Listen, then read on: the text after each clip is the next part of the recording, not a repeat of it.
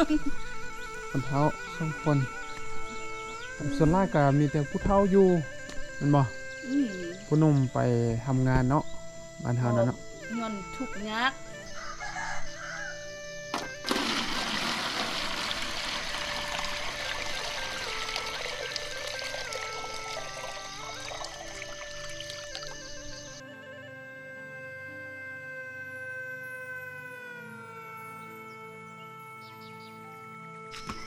ครับปั๊มผู้ตุ้ยมัน โอ้เรียกรวมมือพักเด้เนาะมือค่ำเนาะแม่นบ่มื้อนี้มือค่ำ ดูมันทำบ้าน มีร่วงเห็นบ่มือคำพี่น้อง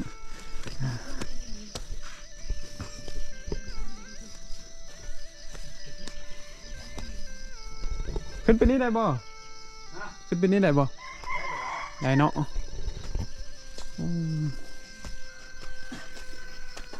ปองขี้ดินไว้พี่น้อง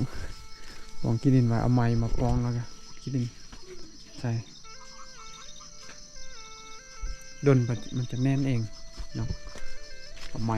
เป็นอย่างเงี้ยใส่โอ้เห็ดคันใดขึ้นเห็ดมันทางมานี่เป็ดไก่ลูกเป็ดลูกไก่นี่สั่งซีเรือจากเห็ดเหือนมาแอมไว้ส่วนผักน้อยๆเนาะไก่กับลูกไก่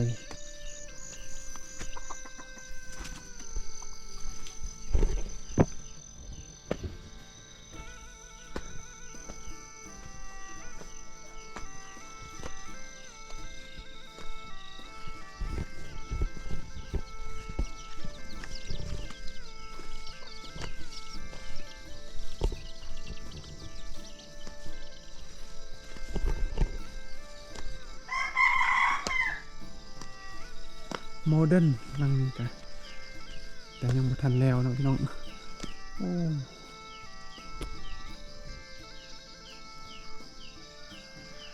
ทันแล้วในงานนี่พี่น้อง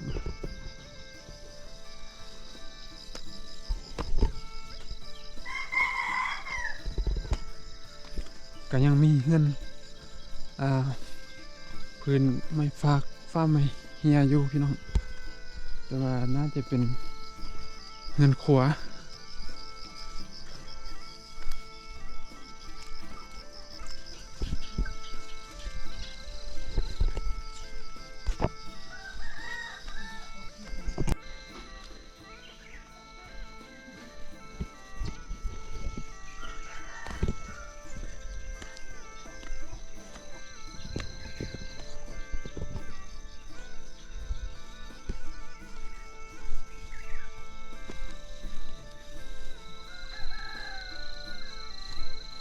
เดินบอลกวางนี่เป็นกอขึ้นออกกอขึ้นออกดินทมดูเนาะก็พิงซุ่มเอาเสาเห็ดเสาคำกำแพงไว้พี่น้องก็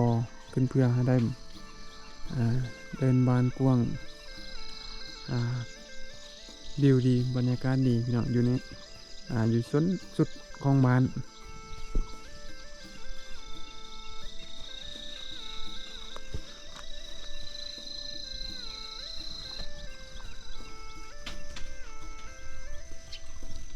ดินยังอ่อนอยู่ขุดดินเถิงมาใส่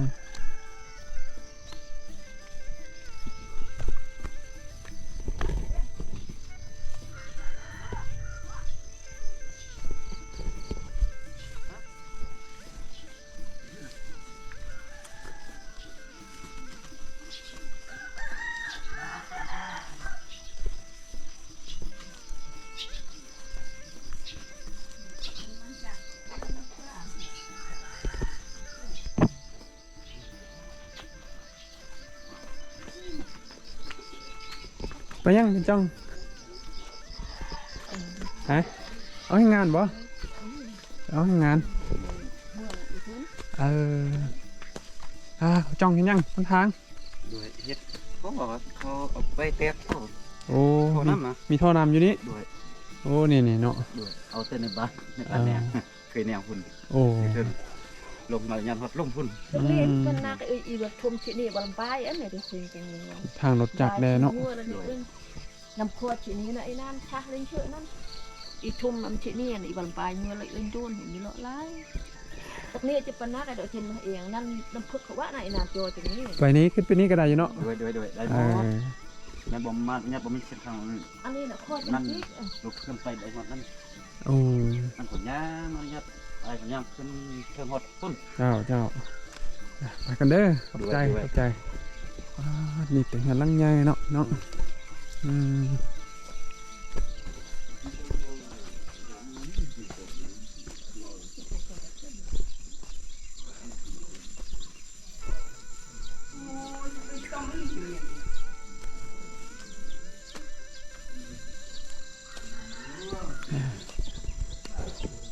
พี่จ้องก็ไปเอางานบ่มื้อนี้จะเอาให้งานบ่ เอางานอ่ะ เอาให้งานมือคำเนาะ บอกงานมีที่คือโอ้มีที่คนเท่า มีแต่คนเท้าเนาะ คนเท่าจงคน คนเท้า2 คนส่วนมากก็มีแต่ผู้เฒ่าอยู่แม่นบ่ผู้หนุ่มไปทำงานเนาะบ้านเฮานั่นเนาะ เงินทุกยาก เงินทุนยาก เงินทุกยากมีเงินจ่าย โดยไปได้ก็ดีเนาะไปมาแล้วก็ ไปเขาบ่มีเงินจ่ายทุก โดย เพื่อนเขาบ่ตันเป็น มันเป็นเงิน กำลังราดนี่บ่มีเงิน นี่บ่เงินเป็นจ้องน่ะ เพิ่นจ้องนี่ เงินยังบ่ทันแล้วเนาะ บ่ทันแล้ว โอ้เฮ็ดเงินงาม งามก็บ่งามเลยเฮ็ด งามเลาะละลังจ้อง3 ห้องได้บกได้เทแล้วก็งามแน่เนาะ เขาย้อนบ่มีเงินที่ว่ายาก โอ้ยตัวนี้เด้อน อนนี่นอน นอนนี่เลย นอน ยังบ่ทันได้ขึ้นเที่ยนอนก่อนเนาะ ก่อน พอนอนก่อน นอน พอนอนก่อน ตัวนอนก่อน วันนั้นเราจึง อืม ขึ้นตามหลัง เงิน ขึ้นเฮือนในม่วนได้เนาะบ้านเฮาเนาะเฮ็ดทึมแน่ เงินธรรมดามุ่น ธรรมดา ลูกชายบ่ไปเฮ็ดเวียกนะ ลูกชาย ลูกชาย ผู้เดียวอันเอาเมียช่องคนอัน เอาเมีย2 คน ลูก โอ้ลูกชายผู้เดียวเราเอาเมีย2 คน ก็ผู้ชายก็ ใช่3 คนเอาเมียบ้าน คน เดียวคน เอาเมียชอบเดียวใช่ไหมกี่ผู้เดียว ใช่ผู้ชายคนนึงบ่ทันเอาเมียบ้านไปหา ได้ ชอบไทยพุ่น โอ้มันไปชอบเงิ เมี น ยผู้หญิงคนนึงเอาผัวแล้ว อืม อันลูกคนนึง โดย มีแต่4 คน 4 คน แม่นเจ้า ไปทำงานแล้วกันได้เงินนำให้พ่อให้แม่เฮ็ดเฮือน จะมาทำงานก็บ่ได้เดี๋ยว แม่นเอาบ่มีบอล2บอล5เนาะ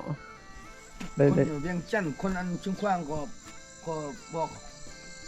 ไปหาเงินไทยพุ่น โอ้แม่นต้องได้ไปห้า ทีนี้คนนี้ลูกอันในบ้านเก่านี่ลูกไทยเนี่ยก็จะไป2 คนกับเมียได้เงิน โอ้ได้ หลายเช่นละจิ๊บ ได้เงินลังใหญ่เนาะ เป็นคนบ้านอาชานครับ โอ้บ่แม่นคนบ้านเฮาเป็นมาปลุกเงินอยู่นี่เห็นบ่ลังใหญ่ดูน้องโอ้มักยังนั่นน่ะมาขายบ่นี่นะ ไปขึ้นกินแม่บ่ขำมีนั่นอันถูกจงนี่ตัวเนี่ยเมื่อกี้ก็เสียชีวิตแล้วอยู่ มักลิ้นจี่บ่นี่นะ เล่นจี้แม่แหละ โอ้เป็นไรเนาะ เอาเงินเอามายังล่ะ โอ้ห้องจ้องบ่ นี่อันบ่แม่น บ่แม่น ที่น้องพี่น้องเนี่ยน้ำเฮาเนี่ยน่ะ พี่น้อง แม่นแหละ โอ้ครับผมเอาไปกินลิ้นจี่พี่น้อง ขึ้นนะ เป็นลายเนาะ ขึ้นมันเป็นยังไง จักหน่อยเลย ป้าพาเบิ่งทางไปชมกิน จ้ะ บ่เอาเงินเอาไม่ยังล่ะ เอาเงิน บ่เอาเงินเอายังขึ้นเลย จองใจดีเนาะ นั่นแหละ ขอบใจ เอาเงินเอาไม่ยังล่ะ อันนี้ก็กำลังเฮ็ดเฮือนงาม เดี๋ยวก่อนมาเลยครับพี่วะเดี๋ยวก่อนครับ จ้ะ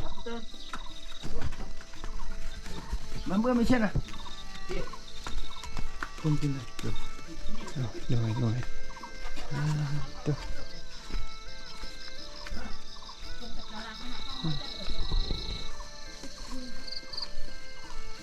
เป็นยังพอกินบ่ฮะ ลูก จ้ะ นี่นะ ลูก แม่ คนมา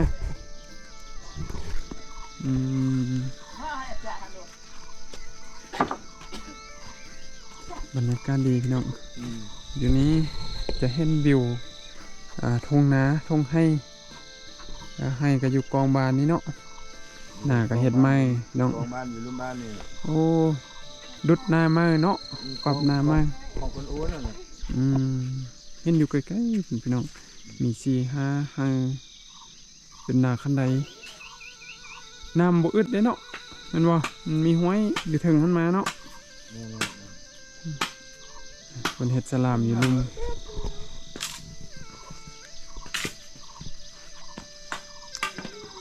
วิวดีพี่น้องวันนี้จะเห็นทุ่งให้ทุ่งนาไกลหมู่บ้านนี้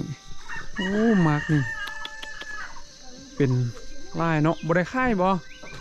บ่ได้ค่ายบ่ นี่มีเจ้าของอยู่นี่นี่ โอ้ข้อชิมเด้อนี่มีเจ้าของนี่อันนี่ ท่านพี่น้องชมบ่ยังบ่ทันสุกเนาะโดยใจดีจงใจดีป้าถูกเป็นลายเนาะง่าสิฮักเลยนี่ก็มีเนาะโอ้ ได้แล้วซิมหน่อยนึงมักลินจีน้องงาม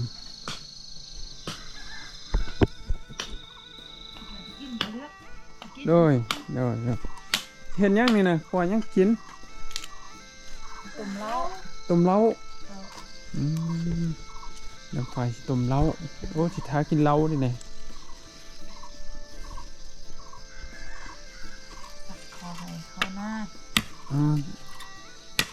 ต้มเล้าแล้วเกี่ยมสักเขาให้บ้านเฮาสักล้าเนาะบ้านเฮาเนาะบ้านอื่นเขาสักงามแล้วเด้กองเทียงในงามแล้วเด้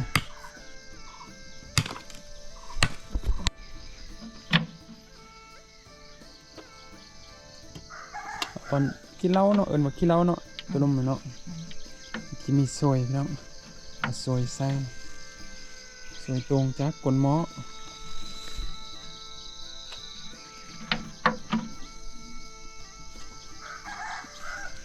ไปเลยตำเนาะตำมันสิบ่ไล่นะ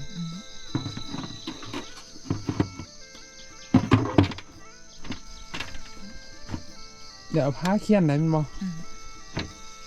อันนี้เป็นยังคือเอานี่ใช่เช่นน้ำนี่ไงยันมันเขาเอาไว้นี่ยันมัน เนี่ยยันมัน สอดไว้สอดไว้มาเห็นใหญ่จองต้มเล้าพี่น้องต้มเล้าเกียมสักข้าวให้ถ้าพี่ให้น้องกินเนาะบรรยากาศบ้านๆก็อยู่แบบนี้แหละกินเหล้ากับต้มกินเนาะไอ้จังเนาะไม่ยากซื้อมันแพงเอาอันปั่นเอากินเหล้ายัดใส่มันบอกให้มันอายออกนะเอากินเหล้าสตึม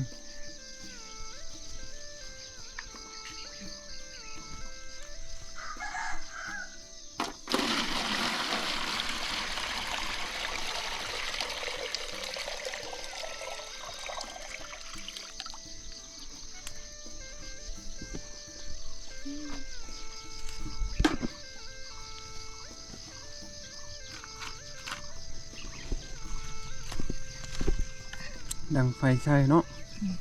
ดังไฟแห้งไล่กาบไดไฟไหม้หวดเนาะ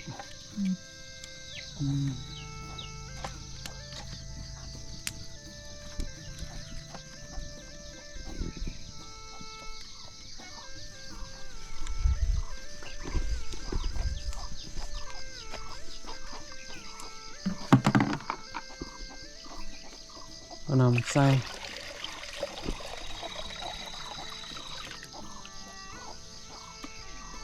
ฮอนแล้วก็ตักได้ตักออกเลยเนาะ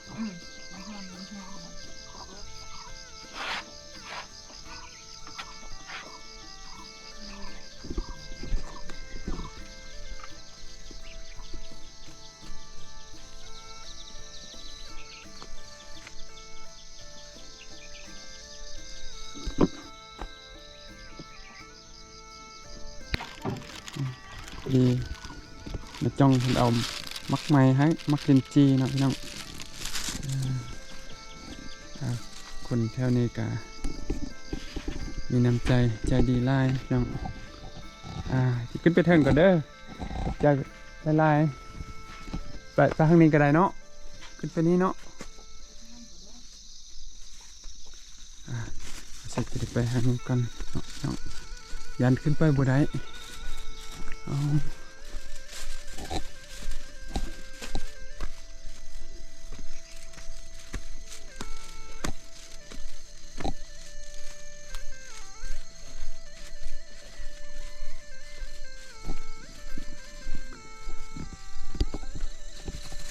พี่น้องขึ้นไปทางนี้เราไปทางเทิงครอบครัวหนึงจะปลูกเงิน2-3หลังปลูกปลาไว้เนาะพี่น้องปลูกปลาไว้แล้วบ่มีผู้อยู่เลยเส้นเฮือนหลังนี้ก็บ่มีคนอยู่มาปลูกปลาไว้นี้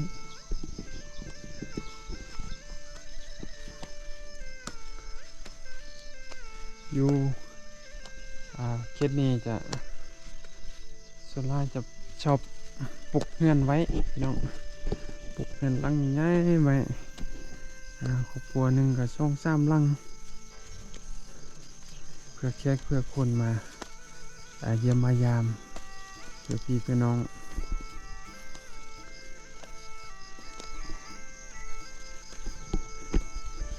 ตอนนี้ก็หมอกเริ่มกลุ่มเข้ามา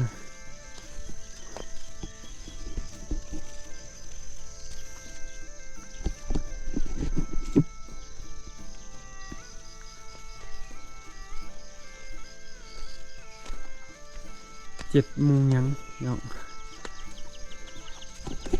มีหมอกกลุ่มเข้ามาแล้วอ้อมบริเวณบ้านก็เป็นป่ายังเป็นป่าปกคลุมอยู่ไร่ส่วนมากนี่เขาจะบ่อยู่เฮ็ดให้เฮ็ดสวนจะไปทำงานเนาะคือบ่สักได้เว้าผ่านมา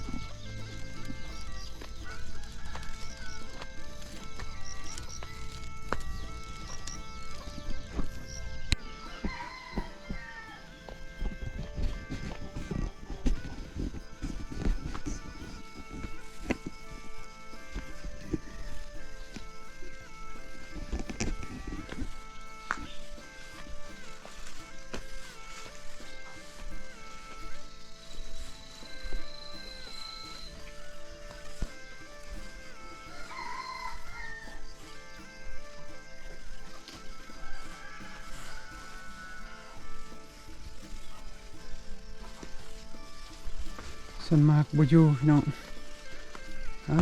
เจ้าเป็นเฮ็ดกำแพง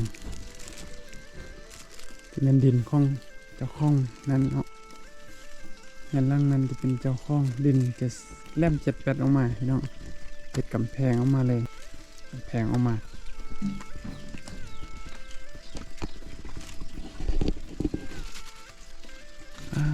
เจ้า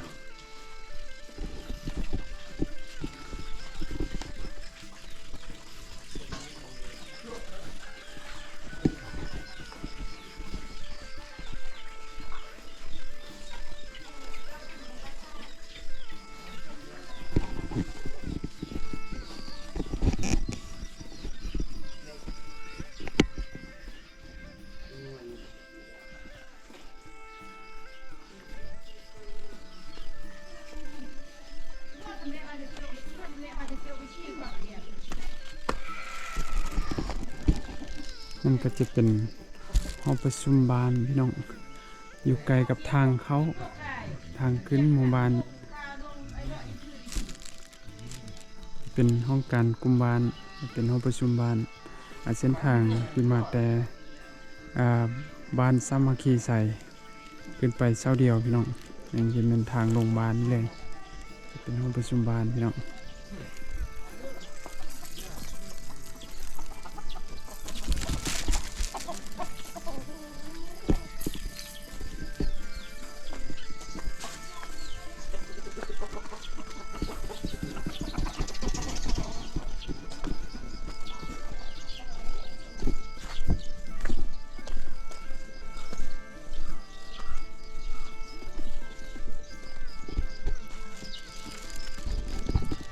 นกกังเก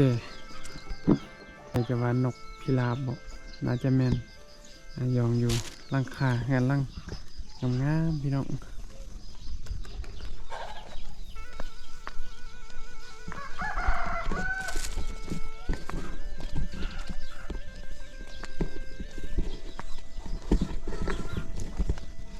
ส่วนมากก็จะบอยู่บ้านพี่น้อง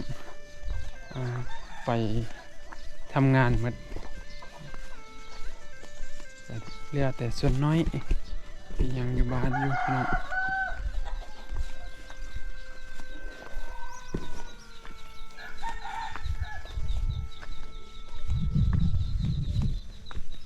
สำหรับคลิปนี้มาฮอนี้ก็หมดเพียงเท่านี้เนาะฝากพี่น้องกดไลค์กดแชร์